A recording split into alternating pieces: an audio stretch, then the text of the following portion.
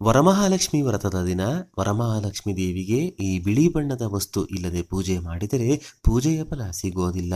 ಲಕ್ಷ್ಮೀ ದೇವಿಗೆ ಯಾವ ವಿಶೇಷ 5 ನೈವೇದ್ಯಗಳನ್ನು ಅರ್ಪಿಸಬೇಕು, ವ್ರತಸೂತ್ರವನ್ನು ಕೈಗೆ ಕಟ್ಟುವಾಗ ಯಾವ ಶ್ಲೋಕವನ್ನು ಹೇಳಿಕೊಂಡರೆ ಸಂತಾನ ಐಶ್ವರ್ಯ ಪ್ರಾಪ್ತಿಯಾಗುತ್ತೆ, ಯಾವ ಪುಷ್ಪಗಳನ್ನು ವಿಶೇಷವಾಗಿ ಈ ದಿನ ದೇವಿಗೆ ಅರ್ಪಿಸಬೇಕು, ಯಾವ ತಪ್ಪುಗಳು ಪೂಜೆಯಲ್ಲಿ ಆಗಲೇಬಾರದು, ಯಾವ ದಿಕ್ಕಿಗೆ ದೇವಿಯನ್ನು ಕೂರಿಸಬೇಕೆಂದು ಇವತ್ತಿನ ಈ ವಿಡಿಯೋದಲ್ಲಿ ಸಂಪೂರ್ಣವಾಗಿ ತಿಳಿಸಿಕೊಡ್ತೀವಿ. ಬನ್ನಿ, ನೀವಿನ್ನು ನಮ್ಮ ದೇಗುಲ ದರ್ಶನ ಕರ್ನಾಟಕ ಚಾನಲ್ನ ಸಬ್ಸ್ಕ್ರೈಬ್ ಮಾಡ್ಕೊಂಡಿಲ್ಲ, ಹೊಸಬರಾಗಿದ್ರೆ ಈ ಕೂಡಲೇ ಸಬ್ಸ್ಕ್ರೈಬ್ ಮಾಡಿಕೊಂಡು ಪಕ್ಕದಲ್ಲೇ ಕಾಣುವಂತಹ ಬೆಲ್ ಬಟನ್ ಒತ್ತಿದ್ರೆ ನಾವು ನೀಡುವಂತಹ ಪ್ರತಿಯೊಂದು ದೈವ ಮಾಹಿತಿಗಳು ಉಚಿತವಾಗಿ ನಿಮ್ಮ ಮೊಬೈಲ್ಗೆ ಬರುತ್ತೆ.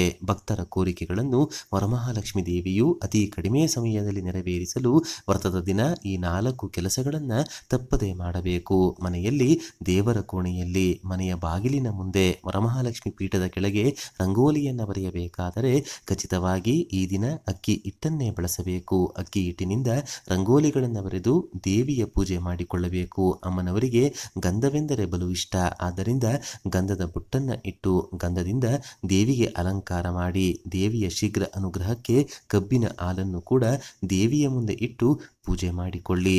ಇನ್ನು ಮುಖ್ಯ ನೈವೇದ್ಯಗಳು ಯಾವುವು, ಯಾವ ಫಲಪುಷ್ಪಗಳನ್ನು ದೇವಿಗೆ ಅರ್ಪಿಸಬೇಕೆಂದು ಮುಂದೆ ತಿಳಿಸಿಕೊಡ್ತೀವಿ. ವರಮಹಾಲಕ್ಷ್ಮಿ ಹಬ್ಬದ ದಿನ ವ್ರತಸೂತ್ರವನ್ನು ಕೈಗೆ ಕಟ್ಟಿಕೊಳ್ಳಬೇಕಾದರೆ ಈ ವಿಶೇಷ ಶ್ಲೋಕವನ್ನು ಹೇಳಿದರೆ ಸಂತಾನ ಫಲ ಪ್ರಾಪ್ತಿಯಾಗುತ್ತೆ, ಪುತ್ರ ಸಂತಾನವಾಗುತ್ತೆ, ಐಶ್ವರ್ಯ ಸಕಲ ಸಂಪದಗಳು ಲಭಿಸುತ್ತವೆ. ಲಕ್ಷ್ಮೀ ದೇವಿಯು ಇದರಿಂದ ಪ್ರಸನ್ನಗೊಂಡು ಹರಸುತ್ತಾಳೆ. ಈ ಶ್ಲೋಕ ಈ ವಿಧವಾಗಿದೆ: ಬದ್ನಾಮಿ ದಕ್ಷಿಣೆ ಹಸ್ತೆ ನವಸೂತ್ರಂ ಶುಭಪ್ರದಂ ಪುತ್ರ ಪೌತ್ರಾಭಿವೃದ್ಧಿಂಚ ಆಯುಷ್ಯಂ ದೇಹಿ ಮೇರಮೆ. ಮತ್ತೊಮ್ಮೆ ಹೇಳ್ತೀವಿ ಕೇಳಿ: ಬದ್ನಾಮಿ ದಕ್ಷಿಣೆ ಹಸ್ತೆ ನವಸೂತ್ರಂ ಶುಭಪ್ರದಂ ಪುತ್ರ ಪೌತ್ರಾಭಿವೃದ್ಧಿಂಚ ಆಯುಷ್ಯಂ ದೇಹಿ ಮೇರಮೆ. ವರಮಹಾಲಕ್ಷ್ಮಿ ದೇವಿಗೆ ಎಷ್ಟೇ ಒಡವೆಗಳಿಂದ ಪುಷ್ಪಗಳಿಂದ ಅಲಂಕಾರ ಮಾಡಿದರೂ ಈ ಒಂದು ವಸ್ತು ಮಾತ್ರ ಮರೆಯಬಾರದು. ಅಲಂಕಾರಕ್ಕೆ ತಪ್ಪದೆ ಗೆಜ್ಜೆ ವಸ್ತ್ರವನ್ನು ಏರಿಸಬೇಕು.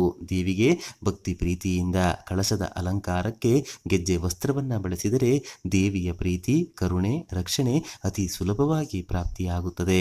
ವರಮಹಾಲಕ್ಷ್ಮಿ ದೇವಿಗೆ ಅರ್ಪಿಸಬೇಕಾದಂತಹ ನೈವೇದ್ಯಗಳು ಯಾವುದೆಂದರೆ 5 ವಿಧವಾದ ಅನ್ನಗಳನ್ನು ದೇವಿಗೆ ಅರ್ಪಿಸಬೇಕು. ಮೊದಲನೆಯದಾಗಿ ಮೊಸರನ್ನವನ್ನು ಅಂದರೆ ದಧ್ಯೋಜನವನ್ನು ಲಕ್ಷ್ಮೀ ದೇವಿಯ ಮುಂದಿಟ್ಟು ನಮಸ್ಕಾರ ಮಾಡಿಕೊಳ್ಳಬೇಕು. ಮೊಸರನ್ನಕ್ಕೆ ಉಪ್ಪನ್ನು ಮಾತ್ರ ಹಾಕಬಾರದು. ಶುದ್ಧ ಮೊಸರಿನಿಂದ ಮೊಸರನ್ನ ಮಾಡಿ ದಾಳಿಂಬೆ ಹಣ್ಣುಗಳನ್ನು ಮೊಸರನ್ನಕ್ಕೆ ಬೆರೆಸಿ ದೇವಿಯ ಮುಂದೆ ಇಟ್ಟು ನಮಸ್ಕಾರ ಮಾಡಿಕೊಳ್ಳಬೇಕು. ಎರಡನೆಯದಾಗಿ ಪಾಯಸಾನ್ನವನ್ನು ವರಮಹಾಲಕ್ಷ್ಮಿ ದೇವಿಗೆ ಅರ್ಪಿಸಬೇಕು. ಬಹಳ ವಿಶೇಷ ವಿಧಾನದಿಂದ ಪಾಯಸಾನ್ನ ತಯಾರು ಮಾಡಬೇಕು. ಅಕ್ಕಿಯನ್ನು ನೀರಿನಿಂದ ತೊಳೆದು ಹಾಲಿನಿಂದಲೇ ಅಕ್ಕಿಯನ್ನು ಬೇಯಿಸಬೇಕು. ಅಕ್ಕಿ ಬೇಯಿಸಲು ನೀರನ್ನು ಬಳಸಬಾರದು. ಹಾಲಿನಿಂದಲೇ ತಯಾರಾದ ಪಾಯಸಾನ್ನಕ್ಕೆ ದ್ರಾಕ್ಷಿ, ಗೋಡಂಬಿ, ತುಪ್ಪವನ್ನು ಹಾಕಿ ಏಲಕ್ಕಿಯನ್ನು ಕೂಡ ಹಾಕಿ ಭಕ್ತಿ, ಶ್ರದ್ಧೆ, ಪ್ರೀತಿಯಿಂದ ವರಲಕ್ಷ್ಮಿಗೆ ಅರ್ಪಿಸಬೇಕು. ಇದರಿಂದ ಅಂದುಕೊಂಡಂತಹ ಪದವಿಗಳು ಪ್ರಾಪ್ತಿಯಾಗುತ್ತೆ, ಇಷ್ಟಾರ್ಥಗಳು ಶೀಘ್ರವಾಗಿ ನೆರವೇರುತ್ತವೆ. ಮೂರನೆಯದಾಗಿ ಪುಳಿಯೋಗರೆಯನ್ನು ವರಮಹಾಲಕ್ಷ್ಮಿಗೆ ನೈವೇದ್ಯವಾಗಿ ಇಡಬೇಕು. ವರಮಹಾಲಕ್ಷ್ಮಿ ವ್ರತದಲ್ಲಿ ಪುಳಿಯೋಗರೆಯನ್ನು ನೈವೇದ್ಯವಾಗಿ ಇಟ್ಟಿದ್ದೇ ಆದಲ್ಲಿ ಪುತ್ರ ಸಂತಾನ ಪ್ರಾಪ್ತಿಯಾಗುತ್ತೆ. ಮನೆಯಲ್ಲಿ ಶಾಂತಿ ನೆಮ್ಮದಿ ನೆಲೆಸುತ್ತೆ. ಕಲಹ ಮನಸ್ತಾಪಗಳು ದೂರವಾಗುತ್ತೆ. ಶತ್ರುಬಾಧೆಗಳು ಕಡಿಮೆಯಾಗುತ್ತೆ.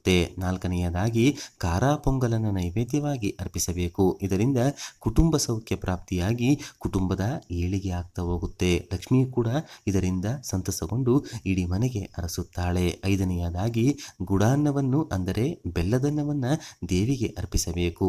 ಆರೋಗ್ಯ ವೃದ್ಧಿಯಾಗಲು, ಸದಾ ಆರೋಗ್ಯ ಕ್ಷೇಮವಾಗಿರಲು ತಪ್ಪದೆ ವರಮಹಾಲಕ್ಷ್ಮಿ ವ್ರತದ ದಿನ ಲಕ್ಷ್ಮೀ ದೇವಿಗೆ ಬೆಲ್ಲದ ಅನ್ನವನ್ನು ಅಥವಾ ಸಿಹಿ ಪೊಂಗಲನ್ನು ಅರ್ಪಿಸಬೇಕು. ಒಟ್ಟಾರೆಯಾಗಿ ಮೊಸರನ್ನ, ಪಾಯಸಾನ್ನ, ಪುಳಿಯೋಗರೆ, ಖಾರ ಪೊಂಗಲ್, ಸಿಹಿ ಪೊಂಗಲ್ ಅಥವಾ ಬೆಲ್ಲದನ್ನ ಇವಿಷ್ಟು ನೈವೇದ್ಯಗಳಲ್ಲಿ 2ರಿಂದ 3 ಬಗೆಯ ಅನ್ನವನ್ನಾದರೂ ದೇವಿಯ ನೈವೇದ್ಯಕ್ಕೆ ಬಳಸಬೇಕು. ಇದಷ್ಟೇ ಅಲ್ಲದೆ ನೆನೆಸಿದ ಕಡಲೆಕಾಳನ್ನು ದೇವಿಗೆ ಅರ್ಪಿಸಿ ಲಕ್ಷ್ಮಿ ಅಷ್ಟೋತ್ತರ ಹೇಳಿದರೆ ಹೆಣ್ಣು ಮಕ್ಕಳಿಗೆ ಸೌಭಾಗ್ಯ ವೃದ್ಧಿಯಾಗುತ್ತೆ.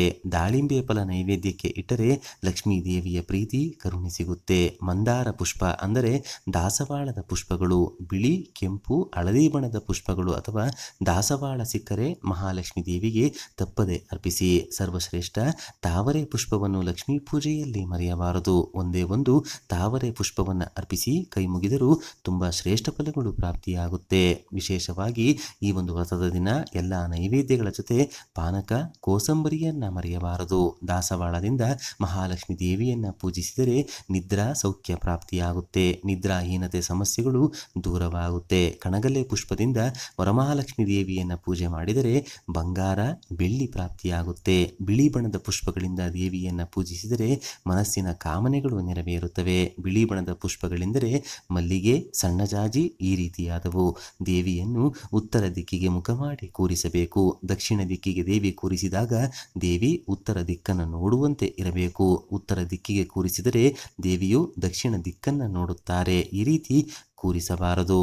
ಉತ್ತರಾಭಿಮುಖವಾಗಿಯೇ ದೇವಿಯನ್ನ ಕೂರಿಸಬೇಕು. ಉತ್ತರ ದಿಕ್ಕಿಗೆ ಮುಖ ಮಾಡಿ ದೇವಿಯನ್ನು ಕೂರಿಸಲು ಸಾಧ್ಯವಾಗೋದಿಲ್ಲ ಎಂದರೆ ದಕ್ಷಿಣ ದಿಕ್ಕು ಒಂದನ್ನು ಬಿಟ್ಟು ಉಳಿದ ದಿಕ್ಕುಗಳನ್ನು ನೋಡುವಂತೆ ಕೂರಿಸಿ ಪೂಜೆಯನ್ನ ಮಾಡಿಕೊಳ್ಳಬಹುದು. ಈ ದಿನ ಶ್ರೀ ಸೂಕ್ತ, ಲಕ್ಷ್ಮಿ ಅಷ್ಟೋತ್ತರ, ಕನಕದಾರ ಸ್ತೋತ್ರ ಪಾರಾಯಣ ಮಾಡಿ ಲಕ್ಷ್ಮಿ ಅಷ್ಟೋತ್ತರವನ್ನು ಹೇಳಿಕೊಳ್ತಾ 108 ನಾಣ್ಯಗಳನ್ನು ಒಂದೊಂದೇ ನಾಮಗಳನ್ನು ಹೇಳುತ್ತಾ ವರಮಹಾಲಕ್ಷ್ಮಿ ದೇವಿಯ ಮುಂದೆ ಇಡಬೇಕು. ಪೂಜೆಯ ಬಳಿಕ 108 ನಾಣ್ಯಗಳನ್ನು ಹಳದಿ ಬಣ್ಣದ ಬಟ್ಟೆಗೆ ಕಟ್ಟಿ ದುಡ್ಡು ಇಡುವಂತಹ ಜಾಗದಲ್ಲಿ ಎತ್ತಿಟ್ಟುಕೊಳ್ಳಬೇಕು. ಹೀಗೆ ಮಾಡಿದರೆ ಮನೆಯಲ್ಲಿ 1 ವರ್ಷಗಳ ಕಾಲ ಸಂಪತ್ತಿಗೆ ಕೊರತೆ ಉಂಟಾಗೋದಿಲ್ಲ. ಅಷ್ಟಲಕ್ಷ್ಮಿಯರ ಅನುಗ್ರಹ ಈ ಒಂದು ನಾಣ್ಯಗಳ ಪೂಜೆಯಿಂದ ಮನೆಗೆ ಪ್ರಾಪ್ತಿಯಾಗುತ್ತೆ. ಹಾಗೆಯೇ ಬಿಡಿ ಹೂಗಳಿಂದ ಈ ದಿನ ವರಮಹಾಲಕ್ಷ್ಮಿ ದೇವಿಯನ್ನ ಪೂಜಿಸುವುದು, ಅರ್ಚಿಸುವುದು ತುಂಬಾ ಒಳ್ಳೆಯದು. ವರಮಹಾಲಕ್ಷ್ಮಿ ವ್ರತದ ಇಂದಿನ ದಿನ ರಾತ್ರಿಯೇ ದೇವಿಯನ್ನ ಕೂರಿಸಿ ಅಲಂಕಾರ ಮಾಡಿಕೊಳ್ಳಬಹುದಾ?